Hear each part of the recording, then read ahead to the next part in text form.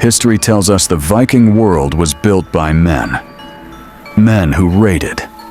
Men who conquered. Men who ruled. That is the version we were taught. But history is not a record of truth. It is a record of what survived and who was allowed to be remembered. Beneath the cold soil of Scandinavia, a truth waited for over 1,000 years. A warrior, a strategist, a commander, and she wasn't a man. This is not a legend. This is not a myth. This is an archaeological fact, and it forced historians to rewrite everything they thought they knew. This is fascinating legendary stories untold. If you are seeing this channel for the first time, kindly press the like and follow button and turn on notifications to keep you updated on latest fascinating stories. Around the year 970 CE, Scandinavia was a land shaped by hardship. Long winters, short growing seasons, endless struggle for survival. The Viking Age was not romantic, it was brutal. Villages clung to fjords. Wooden longhouses sheltered entire families. Every adult was expected to contribute. Men hunted, raided, and fought. Women managed households, trade, and survival. That is what the sagas tell us. But sagas were written centuries later by men with motives. The Viking world valued strength, but strength was not always physical. It was tactical, strategic, mental, and war was not chaos. It was planning. Somewhere in this world, a girl was born who would challenge every assumption. We do not know her name, but we know what she became. She grew up surrounded by weapons. Axes hung on walls. Shields leaned beside doorways. Swords were tools, not symbols. She watched warriors train. She listened when strategies were discussed. And at some point, she stepped forward. Training as a warrior was not granted. It was earned. She learned balance before strength, footwork before force. Mistakes were punished. Pain was a teacher. She trained in snow, in rain, in silence. Her body hardened. Her instincts sharpened. By the time she reached adulthood, she was no longer pretending. She was prepared. And preparation is what separates fighters from leaders.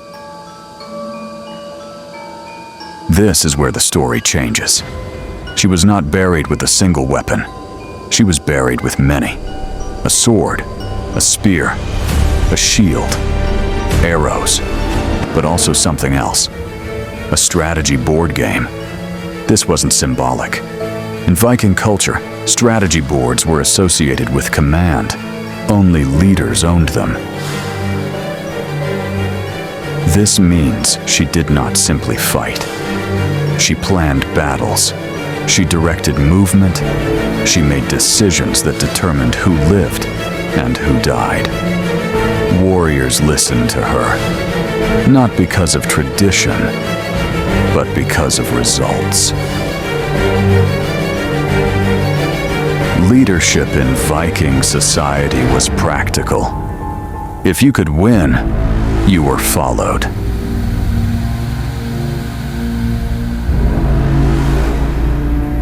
She died around the year 1020 CE. We do not know how, but we know how she was treated in death. She was buried with honor. Her sword placed carefully across her body. Her shield aligned beside her. Her weapons arranged, not discarded.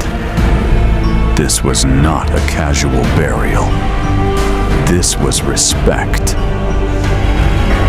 Those who buried her knew exactly who she was. They did not question her place. History did.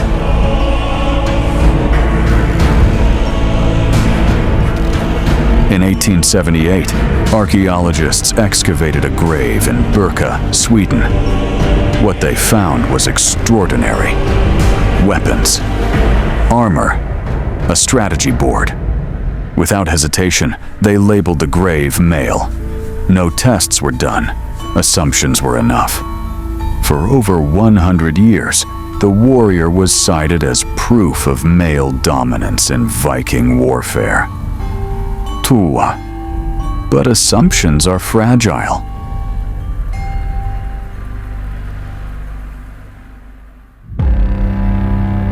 In 2017, scientists tested the remains.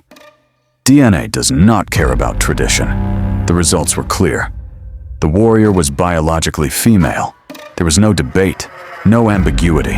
History had been wrong. This was not an exception.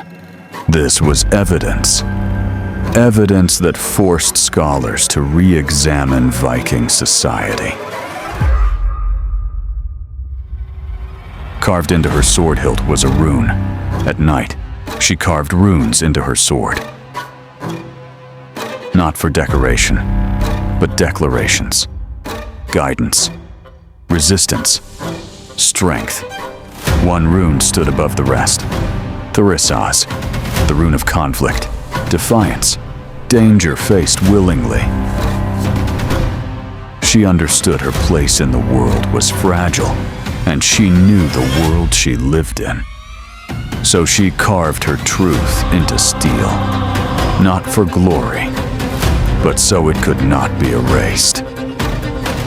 If she fell, history might deny her. So she left proof in iron, not ink. Steel does not forget. This is not about modern values.